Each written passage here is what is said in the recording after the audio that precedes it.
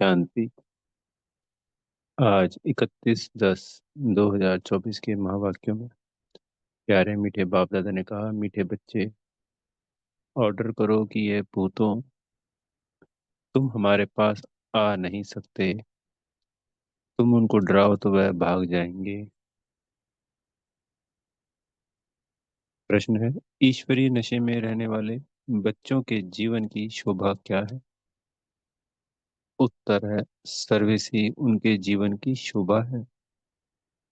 जब नशा है कि हमें ईश्वरीय लॉटरी मिली है तो सर्विस का शौक होना चाहिए, परंतु तीर तब लगेगा जब अंदर में कोई भी भूत नहीं होगा।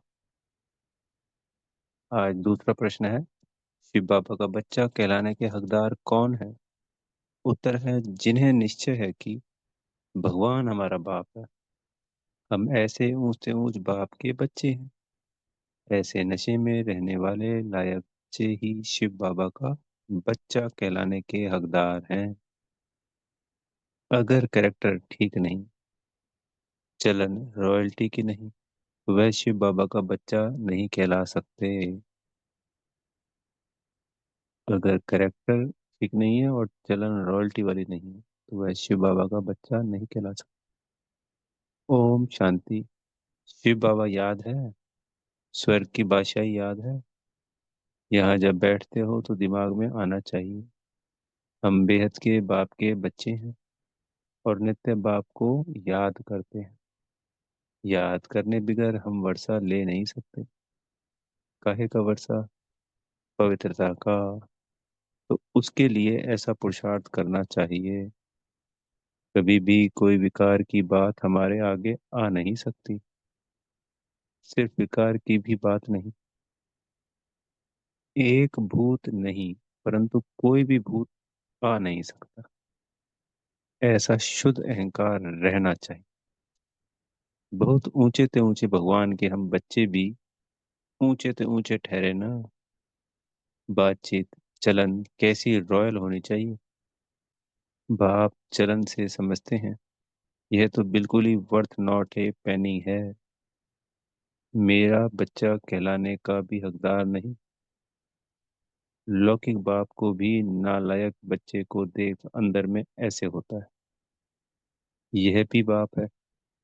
बच्चे जानते हैं बाप हमको शिक्षा दे रहे हैं, परंतु कोई कोई ऐसे हैं जो बिल्कुल समझते नहीं।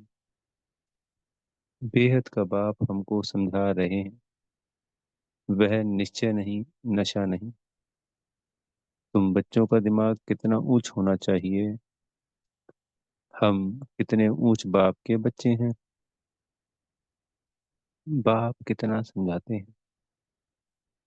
अंदर में सोचो, हम कितने ऊंच से ऊंच बाप के बच्चे हैं। हमारा कैरेक्टर कितना ऊंचा होना चाहिए। जो इन देवी देवताओं की महिमा है वह हमारी होनी चाहिए। प्रजा की थोड़ी महिमा है, एक लक्ष्मी नारायण को ही दिखाया। तो बच्चों को कितनी अच्छी सर्विस करनी चाहिए। इन लक्ष्मी नारायण दोनों ने यह सर्विस की है ना। दिमाग कितना ऊंचा चाहिए। कई बच्चों में तो कोई फर्क ही नहीं, माया से हार खा लेते हैं तो और ही जास्ती बिगड़ जाते हैं। नहीं तो अंदर में कितना नशा रहना चाहिए। हम बेहद के बाप के बच्चे हैं। बाप कहते हैं सबको मेरा परिचय देते रहो। सर्विस से ही शोभा पाएंगे, तभी बाप के दिल पर चढ़ेंगे। बच्चा वह है जो बाप के दिल पर चढ़ा हुआ हो। बाप का बच्चों पर कितना लव होता है। बच्चों को सिर पर चढ़ाते हैं, इतना मोह होता है, परंतु वह तो है हद का मायावी मोह। और यह तो है बेहद का। ऐसा कोई बाप होगा जो बच्चों को देख खुश ना हो। माँ बाप को तो अथाह खुशी होती। यहाँ जब बैठते हो तो समझना चाहिए, बाबा हमको पढ़ाते हैं। बाबा हमारा ओबीडिएंट टीचर है। बेहद के बाप ने जरूर कोई सर्विस की होगी, तब तो गायन है ना। कितनी वंडरफुल बात है, कितनी उनकी महिमा की जाती। यहाँ बैठे हो तो बुद्धि में नशा रहना चाहिए। सन्यासी तो है ही निवृत्ति मार्ग वाले, उन्हों का धर्म ही अलग है। यह भी अब बाप समझाते हैं। तुम थोड़ी जानते थे सन्यास मार्ग को। तुम तो गृहस्थ आश्रम में रहते, भक्ति आदि करते थे। तुमको फिर ज्ञान मिलता है, उनको तो ज्ञान मिलने का है नहीं। तुम कितना ऊंच पढ़ते हो और बैठे कितने साधारण हो नीचे। दिलवाड़ा मंदिर में तो तुम नीचे तपस्या में बैठे हो, ऊपर में बैंकुंठ खड़ा है। ऊपर बैंकुंठ को देख मनुष्य समझते हैं स्वर्ग ऊपर ही होता है। तो दिलवाड़ा मंदिर में नीचे 108 मूर्तियां हैं जो तपस्या कर रही हैं, और ऊपर दीवारों में छत में स्वर्ग के चित्र बनाए हुए हैं। तो तुम बच्चों के अंदर में यह सब बातें आनी चाहिए कि यह स्कूल है, हम पढ़ रहे हैं। कहाँ चक्कर लगाने जाते हो तो भी बुद्धि में यह ख्यालात चले तो बहुत मजा आएगा। बेहद के बाप को तो दुनिया में कोई नहीं जानते। बाप के बच्चे बनकर और बाप की बायोग्राफी को ना जाने ऐसा बुट्टू कभी देखा। ना जानने के कारण कह देते हैं वह सर्वव्यापी है। भगवान को ही कह देते हैं आपे ही पूज्य और आपे ही पुजारी। तुम बच्चों को अंदर में कितनी खुशी होनी चाहिए। हम कितने ऊंच पूज्य थे, फिर हम ही पुजारी बने हैं। जो शिव बाबा तुमको इतना ऊंच बनाते हैं, फिर ड्रामा अनुसार तुम ही उनकी पूजा शुरू करते हो। इन बातों को दुनिया थोड़ी ही जानती है कि भक्ति कब शुरू होती है। बाप तुम बच्चों को रोज रोज समझाते रहते हैं। यहाँ बैठे हो तो अंदर में खुशी होनी चाहिए ना। हमको कौन पढ़ाते हैं, भगवान आकर पढ़ाते हैं। यह तो कभी सुना भी नहीं होगा। वह तो समझते हैं गीता का भगवान श्री कृष्ण है, तो श्री कृष्ण ही पढ़ाता होगा। अच्छा, श्री कृष्ण भी समझो तो भी कितनी उच्च अवस्था होनी चाहिए। एक किताब भी है, मनुष्य मत और ईश्वरीय मत का। देवताओं को तो मत लेने की दरकार ही नहीं है। मनुष्य चाहते हैं ईश्वर की मत। देवताओं को तो मत अगले जन्म में मिली थी, जिससे उच्च पद पाया। यानी जब देवता होते हैं तो अगला, यानी जो बीत गया बाबा उसके लिए बता रहे हैं, तो उन्होंने संगम युग पे ईश्वरीय मत ली थी जिसकी वजह से वो देवता बने। अभी तुम बच्चों को श्रीमत मिल रही है श्रेष्ठ बनने के लिए। ईश्वरीय मत और मनुष्य मत में कितना फर्क है। मनुष्य मत क्या कहती है, ईश्वरीय मत क्या कहती है। तो जरूर ईश्वरीय मत पर चलना पड़े। कोई से मिलने जाते हैं तो कुछ भी ले नहीं जाते, याद नहीं रहता किसको क्या सौगात देनी चाहिए। यह मनुष्य मत और ईश्वरीय मत का कंट्रास्ट बहुत जरूरी है। तुम मनुष्य थे तो आसुरी मत थी, और अभी ईश्वरीय मत मिलती है। उनमें कितना फर्क है। यह शास्त्र आदि सब मनुष्यों के ही बनाए हुए। बाप कोई शास्त्र पढ़कर आते हैं क्या। बाप कहते हैं मैं कोई बाप का बच्चा हूँ क्या, मैं कोई गुरु का शिष्य हूँ क्या, जिससे सीखा हूँ। तो यह भी सब बातें समझानी चाहिए।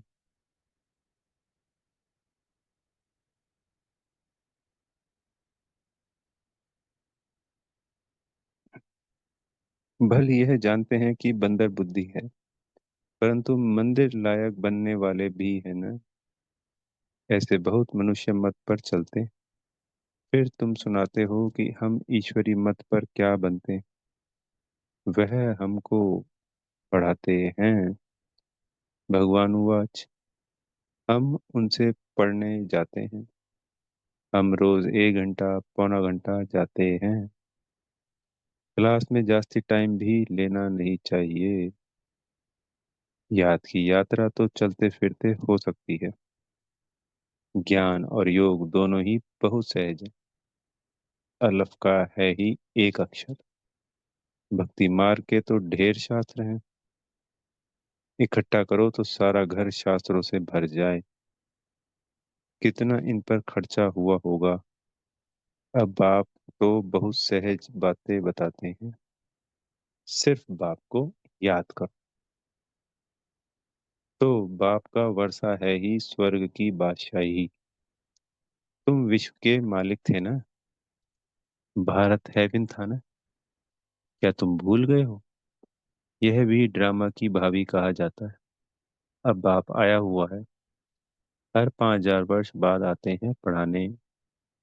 बेहद के बाप का वर्षा जरूर स्वर्ग नई दुनिया का होगा ना। यह तो बिल्कुल सिंपल बात है। लाखों वर्ष कह देने से बुद्धि को जैसे ताला लग गया है। ताला खुलता ही नहीं। ऐसा ताला लगा हुआ है जो इतनी सहज बात भी समझते नहीं है। बाप समझाते हैं एक ही बात है बस। जास्ती कुछ भी पढ़ाना नहीं चाहिए। यह तुम 1 सेकंड में किसको भी स्वर्गवासी बना सकते हो। जैसे ही आत्मा और परमात्मा का ज्ञान दिया और सामने वाले को समझ में आ गया तो उसी वक्त वो स्वर्ग के वर्षे का हकदार बन गया। तो इस तरीके से उसको स्वर्गवासी बना दिया। परंतु यह स्कूल है इसलिए तुम्हारी पढ़ाई चलती रहती है। ज्ञान सागर बाप तुम्हें ज्ञान तो इतना देते हैं जो सागर को शाही बनाओ। सारा जंगल कलम बनाओ तो भी अंत नहीं हो सकता। ज्ञान को धारण करते कितना समय हुआ है। भक्ति को तो आधा कल्प हुआ है। ज्ञान तो तुमको एक ही जन्म में मिलता है और वो भी पूरा जन्म तो होता ही नहीं है। अब अंत में भी जो आएंगे कोई बच्चे, मान लो कोई 2 4 5 साल में हो गया और किसी का 1 साल भी हो जाता है और कोई 10 20 30 साल हो गए। ज्यादातर बच्चों के तो इतने ही होते हैं। मतलब जो दादियों के हैं 50 60 70 साल, तो वो तो सिर्फ कुछ सैकड़ों और हजारों बच्चे हैं 33 करोड़ में से। तो ज्यादातर का तो एक जन्म का कुछ हिस्सा ही 5 10 20 30 वर्ष मैक्सिमम।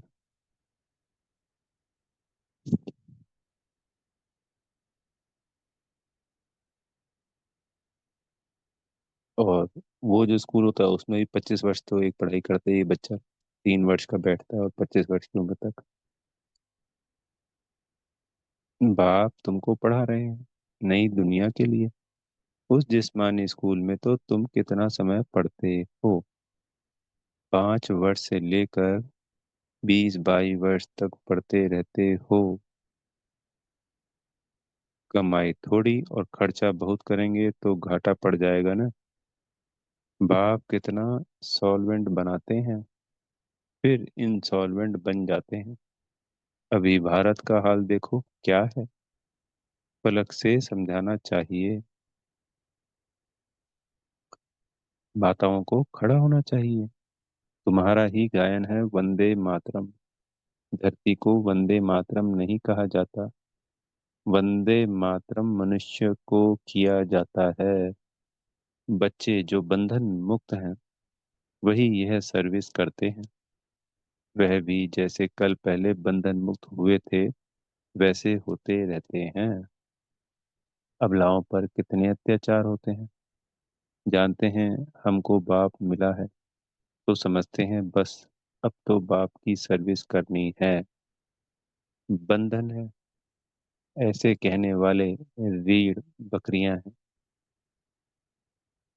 गवर्नमेंट कभी कह ना सके कि तुम ईश्वरीय सर्विस ना करो। बात करने की हिम्मत चाहिए ना। जिसमें ज्ञान है वह तो इतने सहज बंधन मुक्त हो सकते हैं। जज को भी समझा सकते हो। हम रूहानी सेवा करना चाहते हैं। रूहानी बाप हमको पढ़ा रहे हैं। क्रिश्चियन लोग फिर भी कहते हैं लिबरेट करो गाइड करो। भारतवासियों से फिर भी उन्हों की समझ अच्छी है। तुम बच्चों में जो अच्छे समझदार हैं उनको सर्विस का बहुत शौक रहता है। समझते हैं ईश्वरीय सर्विस से बहुत लॉटरी मिलनी है। कई तो लॉटरी आदि को समझते ही नहीं। वहां भी जाकर दास दासियां बनेंगे। दिल में समझते हैं अच्छा दास ही सही, चंडाल ही सही, स्वर्ग में तो होंगे ना। उन्हों की चलन भी ऐसी देखने में आती है। तुम समझते हो बेहद का बाप हमको समझा रहे हैं। यह दादा भी समझाते हैं। बाप इन द्वारा बच्चों को पढ़ा रहे हैं। कोई तो इतना भी समझते नहीं। यहाँ से बाहर निकले खल्लास। यहाँ पर बैठे भी जैसे कुछ समझते नहीं। बुद्धि बाहर भटकती धक्का खाती रहती है। एक भी भूत निकलता नहीं है। पढ़ाने वाला कौन और बनते क्या है। साहूकारों के भी दास दासियां बनेंगे ना। अभी भी साहूकारों के पास कितने नौकर चाकर रहते हैं। सर्विस पर तो एकदम उड़ना चाहिए। तुम बच्चे शांति स्थापन अर्थ निमित्त बने हो। विश्व में सुख शांति स्थापन कर रहे हो। प्रैक्टिकल में तुम जानते हो हम श्रीमत पर स्थापन कर रहे हैं। इसमें अशांति कोई होनी नहीं चाहिए। बाबा ने यहाँ भी बहुत ऐसे अच्छे अच्छे घर देखे हुए हैं। एक घर में 6-7 बहुएं इकट्ठी इतना प्यार से रहती हैं। बिल्कुल शांति लगी रहती है। बोलते थे हमारे पास तो स्वर्ग लगा पड़ा है। कोई खिटखिट की बात ही नहीं। सब आज्ञाकारी हैं। उस समय बाबा को भी सन्यासी ख्यालात थे। दुनिया से वैराग्य रहता था। अभी तो यह है बेहद का वैराग्य। कुछ भी याद ना रहे। बाबा तो नाम सब भूल जाते हैं। बच्चे कहते हैं बाबा आप हमको याद करते हैं। बाबा कहते हमको तो सबको भूलना है। ना बिसरो ना याद रहो। बेहद का वैराग्य है ना। सबको भूलना है। हम यहाँ के रहने वाले थोड़ी हैं। बाप आया हुआ है अपना स्वर्ग का वर्षा देने। बेहद का बाप कहते हैं मुझे याद करो तो तुम विश्व के मालिक बन जाएंगे। यह बैच बहुत अच्छा है समझाने के लिए। कोई मांगे तो बोलो समझ कर लो। इस बैच को समझने से तुमको विश्व की बादशाही मिल सकती है। शिव बाबा इस ब्रह्मा द्वारा डायरेक्शन देते हैं। मुझे याद करो तो तुम यह बनेंगे। गीता वाले जो हैं वह अच्छी रीति समझ लेंगे। जो देवता धर्म के होंगे। कोई कोई प्रश्न पूछते देवताएं गिरते क्यों हैं। अरे यह चक्र फिरता रहता है। पुनर्जन्म लेते लेते नीचे तो उतरेंगे ना। चक्र तो फिरना ही है। हर एक के दिल में यह आता जरूर है। हम सर्विस क्यों नहीं कर सकते हैं। जरूर मेरे में कोई खामी है। माया के भूतों ने नाक से पकड़ा हुआ है। अब तुम बच्चे समझते हो हमको अब घर जाना है। फिर नई दुनिया में आकर राज्य करेंगे। तुम मुसाफिर हो ना। दूर देश से यहाँ आकर पाठ बजाते हो। अभी तुम्हारी बुद्धि में है हमको अमर लोक जाना है। यह मृत्यु लोक खल्लास हो जाना है। बाप समझाते हैं। बाप समझाते तो बहुत है। अच्छी रीति धारण करना है। इसको फिर उगाड़ते रहना चाहिए। यह भी बाप ने समझाया है। कर्म भोग की बीमारी उथल खाएगी। माया सताएगी परंतु मूंझना नहीं चाहिए। थोड़ा कुछ होता है तो हैरान हो जाते हैं। बीमारी में मनुष्य और भी भगवान को जास्ती याद करते हैं। बंगाल में जब कोई बहुत बीमार होता है तो उनको कहते हैं राम बोलो राम बोलो। देखते हैं अब मरने पर है तो गंगा पर ले जाकर हरि बोल करते हैं। फिर उनको ले जाकर जलाने की क्या दरकार है? गंगा में अंदर डाल दो ना, कचमच आदि का शिकार हो जाएगा, काम में आ जाएगा। पारसी लोग रख देते हैं तो वह हड्डियां भी काम में आती हैं। बाप कहते हैं तुम और सब बातें भूल मुझे याद करो। अच्छा, मीठे मीठे सिकीले दे बच्चों प्रति माता पिता बाप दादा का याद प्यार और गुड मॉर्निंग। रूहानी बाप की रूहानी बच्चों को नमस्ते। हम रूहानी बच्चों की प्यारे मीठे रूहानी बाप दादाजी को याद प्यार गुड मॉर्निंग और नमस्ते। धारणा के लिए मुख्य सार में पहला पॉइंट, बंधन मुक्त बनकर भारत की सच्ची सेवा करनी है। पलक से समझाना है कि हमें रूहानी बाप पढ़ा रहे हैं, हम रूहानी सेवा पर हैं, ईश्वरीय सेवा की उछल आती रहे। दूसरा, कर्म भोग की बीमारी व माया के तूफानों में मूझना व हैरान नहीं होना।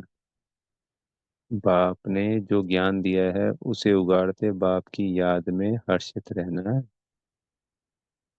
सतगुरु जी से वरदान मिल रहा है, निराकार और साकार दोनों रूपों के यादगार को विधि पूर्वक मनाने वाली श्रेष्ठ आत्मा भव दीपमाला अविनाशी अनेक जगे हुए दीपकों का यादगार है। आप चमकती हुई आत्माएं दीपक की लौ मिसल दिखाई देती हो, इसलिए चमकती हुई आत्माएं दिव्य ज्योति का यादगार स्थूल दीपक की ज्योति में दिखाया है। तो एक तरफ निराकारी आत्मा के रूप का यादगार, दूसरी तरफ आपके ही भविष्य साकार दिव्य स्वरूप लक्ष्मी के रूप में यादगार है। यही दीपमाला देव पद प्राप्त करती है। तो आप श्रेष्ठ आत्माएं अपना यादगार स्वयं ही मना रहे हो। स्लोगन है, नेगेटिव को पॉजिटिव में चेंज करने के लिए अपनी भावनाओं को शुभ और बेहद की बनाओ। अच्छा, ओम शांति। बेहद का धन्यवाद मेरे प्यारे मीठे बाप दादाजी का।